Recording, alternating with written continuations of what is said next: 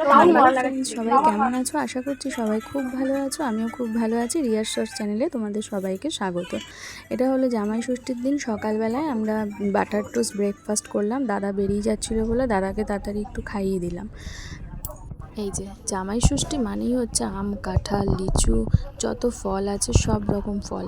তা এই কাঁঠালটা আগের দিন রাত্রে আনা হয়েছিল, তাই জন্য ঘরে রাখা হয়েছিল। এসি যেহেতু ঘরে চলছিল, কাঁঠালটা ভালো থাকতো। তা পরের দিনকে এটা ছাড়ানো হবে সকালবেলা। এই যে বৌদি কাঁঠালটাকে পুরো ছাড়াচ্ছে। দেখতেই কাঁঠালটা জানো তো এত বড়, কাঁঠালটার মধ্যে ভুষোই ভর্তি। কাঁঠালের কোয়া কিন্তু বেশি বেরোয়নি, কিন্তু কাঁঠালটা খেতে খুব মিষ্টি ছিল। আমি আনার আগে দোকান থেকে ভালো করে দেখে এনেছি। ওরা সামনেই ভেঙে দেখিয়ে একটা কোয়া আমাকে খাইয়েও দেখিয়েছে। তা দেখলাম খুব মিষ্টি, তাই জন্যই নিয়ে এসেছিলাম। কিন্তু কাঁঠালের কোয়া খুব কম ছিল। দেখো এত বড় কাঁঠালটা থেকে মাত্র এই কটা কোয়া বেরিয়েছে। তো যাই হোক, এই যে আম, কাঁঠাল, লিচু সব একদিকে ছাড়িয়ে রাখা হলো। ব্রেকফাস্টে এগুলো হয়ে গেছে, কিছুটা আবার দুপুরবেলাও খাওয়া হয়েছে। তারপরে এই যে বৌদি খাসির মাংস ধুচ্ছে কলপারে বসে। অনেকটা মাংস এনেছিল, তা বৌদি বলল আমি ধুয়ে নিচ্ছি। ধুয়ে তারপরে এগুলোকে ভালো করে নুন, হলুদ, যা যা মশলা লাগে সবাই জানোই, সেগুলোকে ভালো করে মাখিয়ে নিল। দুটো গামলায় অর্ধেক অর্ধেক করে নিয়েছে, তাতে সুবিধা হলো মাখাতে। তারপরে এদিকে আমি কি করছিলাম, বৌদিকে একটু কেটে কুটে জোগাড় করে দিচ্ছিলাম। তো এই যে লঙ্কা, না এত লঙ্কা দিই, ঝুড়িতে যে লঙ্কাটা এটাই মাংসের জন্য, এগুলোকে আলাদা করে তুলে রেখে দেবো। তারপরে দেখো বৌদি আবার আমাদেরকে গিফট দিল জামাই ষষ্ঠী উপলক্ষে। এটা আমাকে দিয়েছে এই নাইটিটা, মানে দুটো নাইটি এনে দিয়েছে, একটা বোন নিয়েছে একটা আমি। আর এটা হলো আমার ছেলের গেঞ্জি, কেন ষষ্ঠীতে একটা নতুন কিছু বাচ্চাকে পরাতে হয় তাই জন্য।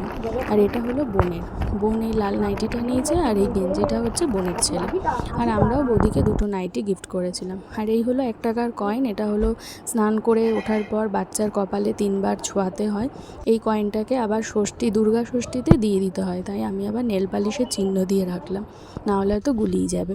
তারপরে দেখো রান্না বৌদির কিন্তু কমপ্লিট। চাটনি, এদিকে মটন পুরো ফাইনাল লুক দেখে নাও।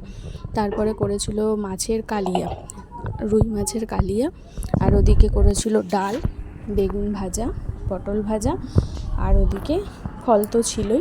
সব সাজিয়ে গুছিয়ে টেবিলে একদম রান্না রেডি।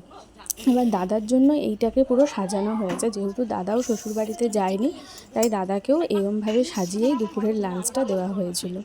তারপরে এবার আমরা খেতে বসবো। যবে থেকে মা চলে গেছে আমাদের জামাই ষষ্ঠী উঠে গেছে, কিন্তু দাদা বৌদির জন্য এই বছরটা আবার হলো।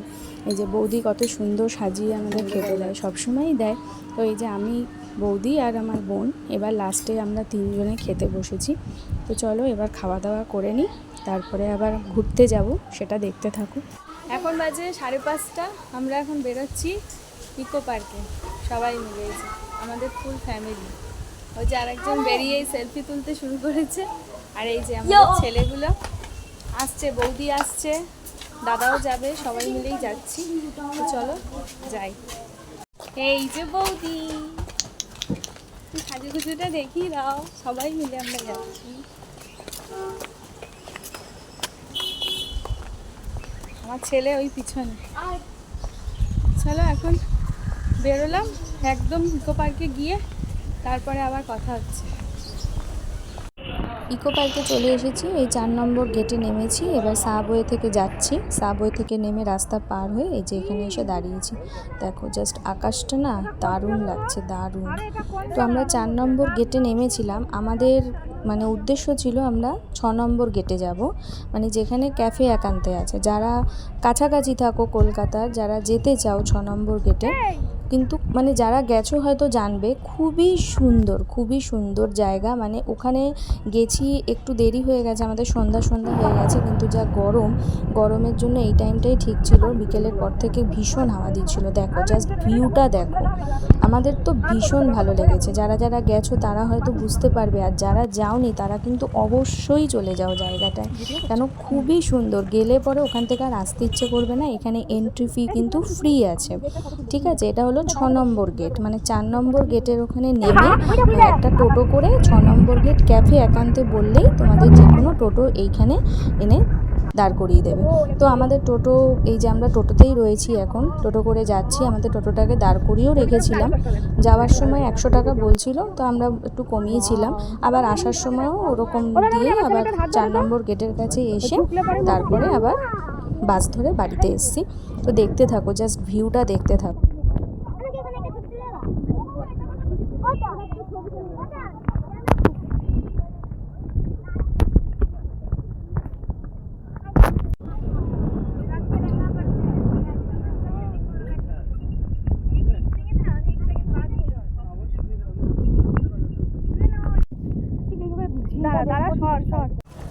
এখানে দাঁড়া, ফটো তুলবো।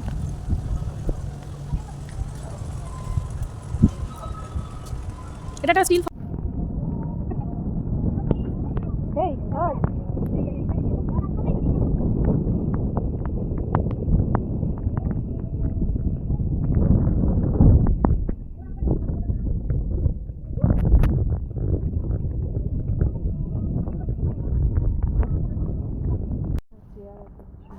এবার আমরা এই গার্ডেনটার মধ্যেই ঘুরছিলাম, যাচ্ছি ক্যাফে একান্তের দিকে।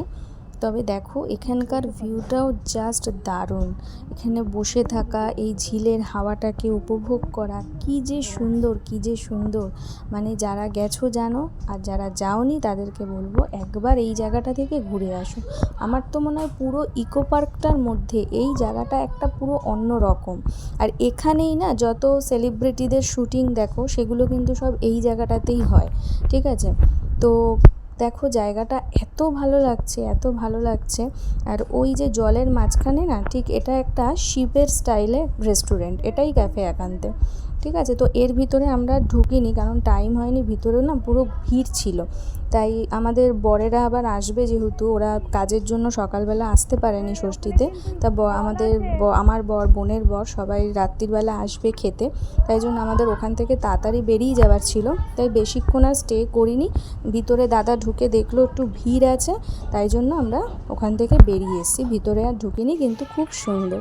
এই দেখো লঞ্চ আসছে, আমার দাদা আবার জিজ্ঞেস করছিল যে এটাই লাস্ট কিনা, একবার দেখে না। আর যাবে না।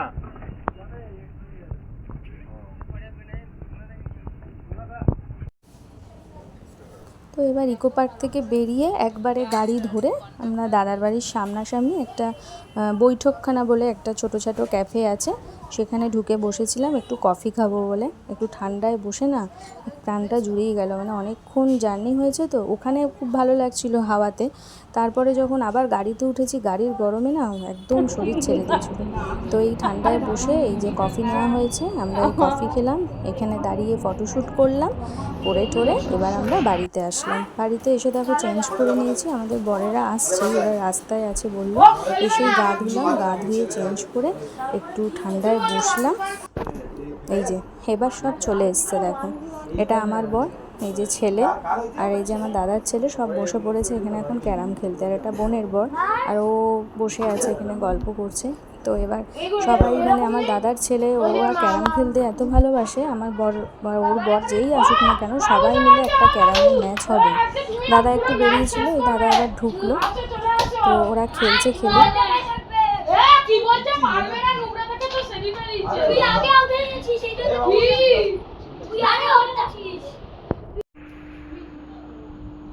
তারপরে রাত্রিবেলায় দুই জামাইকে আবার বৌদি খুব সুন্দর করে সাজিয়ে গুছিয়ে খেতে দিয়েছে। তো ওরা খাচ্ছে, বসে পড়েছে খেতে। কি গো জামাই ষষ্ঠী কেমন খাচ্ছ? আমি এখন খাইনি, খাচ্ছি। হ্যাঁ যেহেতু খাচ্ছি বলছে আচ্ছা, দুটো কাঁচা লঙ্কা এই কাঁচা লঙ্কা এনে দিন। গাল দিয়ে আগে গাল দিয়ে কি দেখাবে, ভাই দিয়ে গাল দিয়ে দেখাবে। কোথায় গেলি আবার? করে খাও তোমার লাগবে।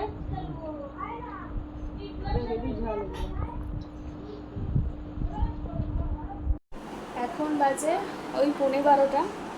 তো আমাদের বরেরা চলে গেছে জামাই ষষ্ঠী খেয়ে, বোনের বর, আমার বর, সবাই। তো এখন আমি, দাদা, বৌদি, বোন সব একসাথে বসে খাবো, বাচ্চাগুলো খেতে বসেছে। তো আজকে আমাদের জামাই ষষ্ঠী তো একেবারে বাম্পার হিট, মানে কোনো প্ল্যান ছিল না, হঠাৎ করেই খুব ভালো হয়েছে। তো চলো আজকের ভিডিওটা এখানেই শেষ করে দিচ্ছি। যদি তোমাদের ভালো লাগে লাইক করো, আমার চ্যানেলটাকে সাবস্ক্রাইব করে দিও। তো সবাই পাশে থেকো, আবার কালকে দেখা হবে একটা নতুন ভিডিওর সাথে। ততক্ষণের জন্য টাটা।